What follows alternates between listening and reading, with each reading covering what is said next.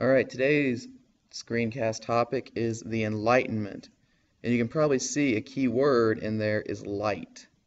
And it's the idea of bringing reason or knowledge, being light to the world, and kind of stamping out superstition and ignorance, as they would say. And their idea was that reason can be used to solve our problems, and that use of reason is why it's also called the age of reason. Now, a few ideas the Enlightenment has. And this looks like a pretty big list, so we'll leave it here for a second so you can copy some. But let's go through these. Now, they argued that reason is what makes humans unique, especially from animals. Humans can think critically to solve problems more so than other animals can. It can be, and we can use that to solve our own problems in our lives, whether it's, hey, my route to work is taking me an hour, maybe if I go this way, it'll take me half an hour. So solving problems using rational thinking. And when you have that reason, it'll free you from ignorance, superstition, and as you can see in possibly the case of the Americas, freeing you from unfair government. The founding fathers of our country were very big into listening to and reading Enlightenment thinkers' thought.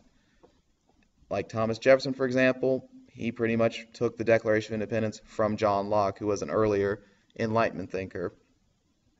They also said that the natural world has basic laws, and you can discover those through reason. For example, Isaac Newton, as you probably learned, with gravity, that is a natural law of the world he discovered through reason. Apple hit him on the head, he wondered why it fell, he used logic and reason to figure it out. And human behavior, looking at people individually, they said it's governed by natural laws. And this reflects later the social contract idea of several Enlightenment thinkers. And government itself should reflect the natural laws that humans are predisposed to believe in. Now, a few key philosophers to look at. First one is Thomas Hobbes. He's from England, and he writes a key book called The Leviathan.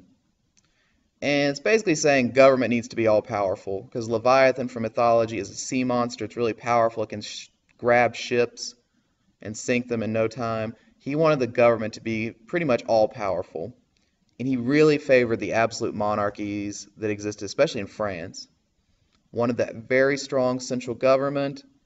And his kind of negative view on people was they were selfish, greedy, and you need that government to impose order or we will all go crazy.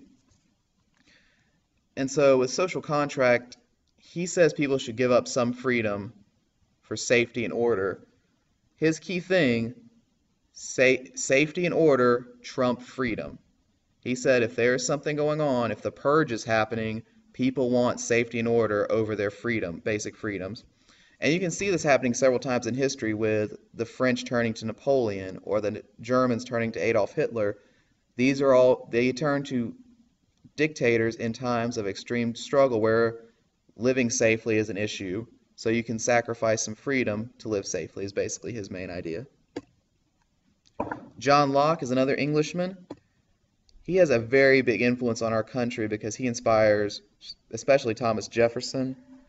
And he said people opposite of Locke are happy, tolerant, and reasonable, and we're all born with equal rights of life, liberty, and property.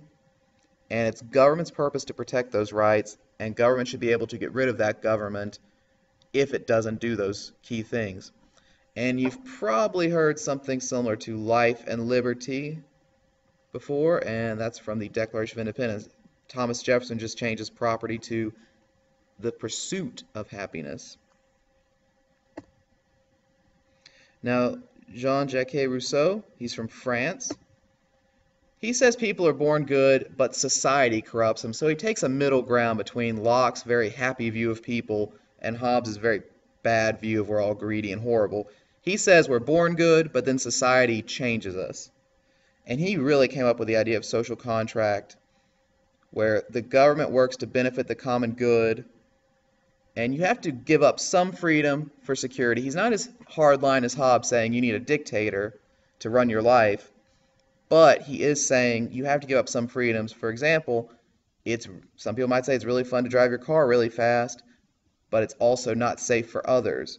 If you go 75 in a 45, you can possibly hurt and kill somebody. So speed, giving up our rights to speed at whatever speed we want, is an example of social contract. We break that social contract, we get a ticket, and it keeps us all safe.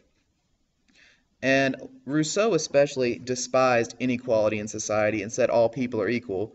So, especially civil rights leaders in our country, like Martin Luther King, definitely looked at Rousseau as an example to create equality in our country and break down inequality. Another Frenchman is Baron de Montesquieu, the Baron. And he really loved Great Britain, and his biggest thing was separation of powers. You need three branches that don't have, you don't need the king being also the person to make, you don't need somebody to make, enforce, and review the laws. Each one needs to be done by a separate body. And this is also where we get our system of government from with, we have a legislative, executive, and judicial, and each one has a system of checks and balances to prevent one from becoming too powerful. So once again, Montesquieu is all about separating powers in government. Voltaire, he is the artist formerly known as Voltaire, as I like to say, because his original name is Francois Marie Arouet, but Voltaire sounded better, I guess. And he was also French.